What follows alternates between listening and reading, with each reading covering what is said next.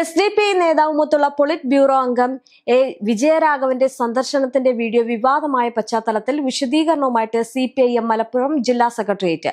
വിജയരാഘവനെതിരായിട്ടുള്ള വ്യക്തിഹത്യ അപലപനീയമെന്ന് CPIM മലപ്പുറം ജില്ലാ secretariat ആരോപിച്ചു. CPIM ജില്ലാ കമ്മിറ്റി അംഗം ഗഫൂർ P. ലില്ലീസിന്റെ സഹോദരന്റെ ഗൃഹപ്രവേശനത്തിന്റെ ഭാഗമായിട്ട് സംഘടിപ്പിച്ച ചടങ്ങിലാണ് വിജയരാഘവൻ പങ്കെടുത്തത്.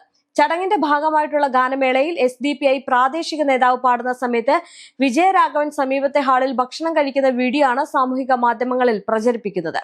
വസ്തുതകൾ അന്വേഷിക്കാതെ ചില ചാനലുകൾ ഇത് വാർത്തയാക്കി എന്നാണ് സെക്രട്ടേറിയറ്റിന്റെ വിശദീകരണം. പാർട്ടി നേതാക്കളെ തെരഞ്ഞുപിടിച്ച് വ്യക്തിഹത്യ നടത്താനുള്ള ബോധപൂർവ നീക്കങ്ങളുടെ ഭാഗമാണ് ഇത്തരം ശ്രമങ്ങൾ. മതതീവ്രത ശക്തികൾക്കെതിരെ ശക്തമായിട്ടുള്ള നിലപാടെടുത്ത് മുന്നോട്ടു പോകുന്ന രാഷ്ട്രീയ നേതാവാണ് വിജയരാഘവൻ. മതനിരപേക്ഷ നിലപാട് ഉയർത്തിപ്പിടിച്ചതിന്റെ പേരിൽ സംഘപരിവാർ മുസ്ലിം മതതീവ്രവാദ സംഘടനകളും ഒരേ സമയം അദ്ദേഹത്തെ കടന്നാക്രമിക്കാറുണ്ട്.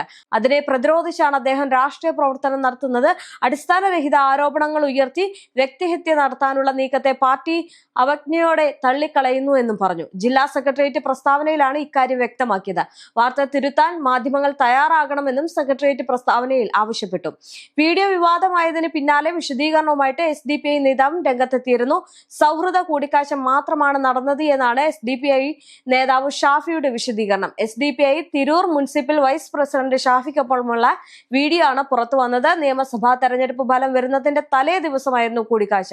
ഷാഫിയും സുഹൃത്തുക്കളും പാട്ടുപാടുന്നതും വിജയരാഘവൻ ഭക്ഷണം കഴിക്കുന്നതുമാണ് ദൃശ്യങ്ങളിലുള്ളത്.